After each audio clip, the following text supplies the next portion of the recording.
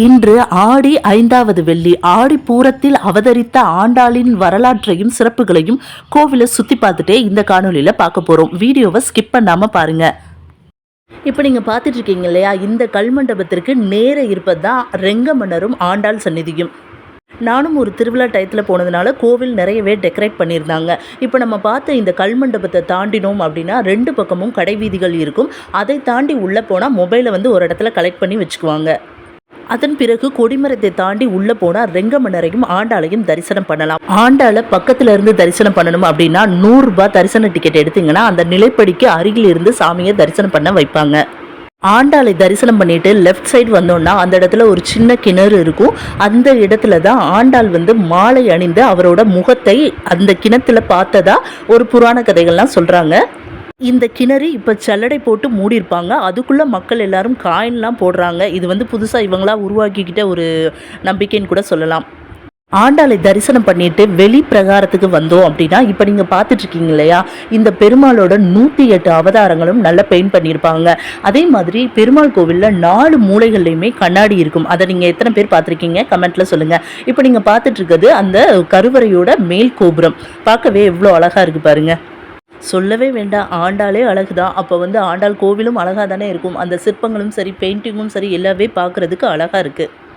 இந்த பெருமாள் புகைப்படங்களும் எந்த இடத்துல அவதாரம் பண்ணாரு அப்படின்றதையும் கீழே டீட்டெயில்டாக கொடுத்துருப்பாங்க. இப்போ நீங்கள் பார்த்துட்டு இருக்கிறது ஒரு அழகான பெயிண்ட்டு. ஆண்டாள், ரங்கமன்னர், அந்த நம்மாழ்வார் அருகில் இருக்க மாதிரி ஒரு அழகான பெயிண்டிங் கண்ணாடி குடுவையில் இருக்குது. இந்த கல் தூண்லாம் கிராஸ் பண்ணி 2வது பிரகாரத்தை கிராஸ் பண்ணி நம்ம அதுக்கடுத்து வெளியில் போனோம் அப்படின்னா லெஃப்ட் சைடு கண்ணாடி மாளிகை இருக்குது. இந்த கண்ணாடி மாளிகைக்கு உள்ளே போகிறதுக்கு 2 ரூபாய் மட்டும்தான் சார்ஜ் பண்ணுவாங்க. இந்த கண்ணாடி மாளிகைக்கு ஒருத்தர் டொனேஷன் கொடுத்துருந்தாங்களாம். அதனால அவரோட பேர் அந்த என்ட்ரன்ஸ்ல எழுதியிருப்பாங்க. இங்க ஆண்டாளோட புகைப்படம் இருக்கும். அது மட்டும் இல்லாம எந்த டைரக்ஷன்ல நின்று பார்த்தாலும் எல்லா கண்ணாடியிலுமே உங்களோட உருவம் தெரிகிற மாதிரி இருக்கும்.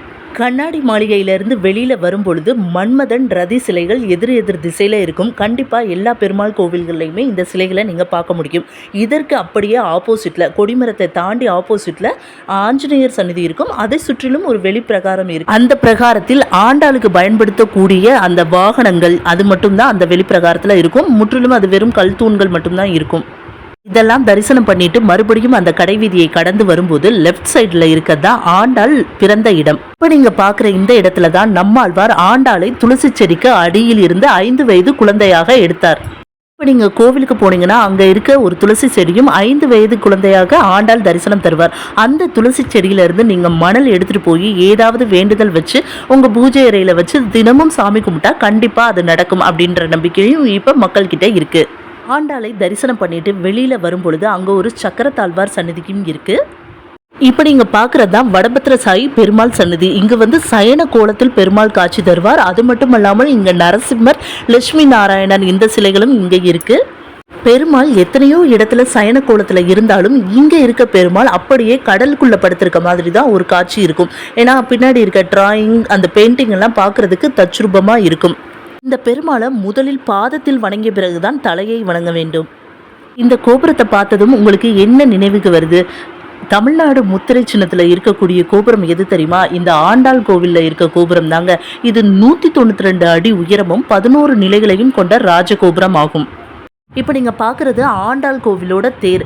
இந்த தேர் வருடம் வருடம் ஆடி பூரத்தன்னைக்கு இழுக்கப்படும். இந்த வருடம் 6ஆம் தேதி கொடியேற்றத்துடன் தொடங்கி 14ஆம் தேதி ஆடிப்பூரம் என்று தேர் இழுக்கப்படுகிறது. ஆண்டாள் வரலாறு. பெரியாழ்வார் ஆண்டாளை துளசி செடிக்கு கீழிருந்து கண்டெடுத்து வளர்த்திருக்காரு. அவர் ஒரு நந்தவனம் வச்சு அங்கிருந்து பூ மாலைகளை தொடுத்து பெருமாளுக்கு மாலை சாத்துவாராம்.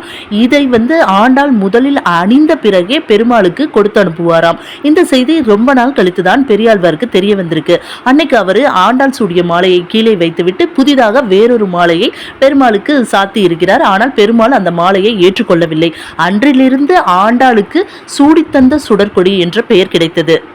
ஆண்டாள் கல்யாண வயது வரும்பொழுது பெருமாளை மட்டுமே திருமணம் செய்வேன் என்று கூறியதால் நம்மாழ்வார் ஸ்ரீரங்கத்திற்கு அழைத்து கொண்டு போகும் பொழுது கருவறையில் ஆண்டாள் சென்று மறைந்ததாக ஒரு வரலாறு இங்கு இருக்கிறது.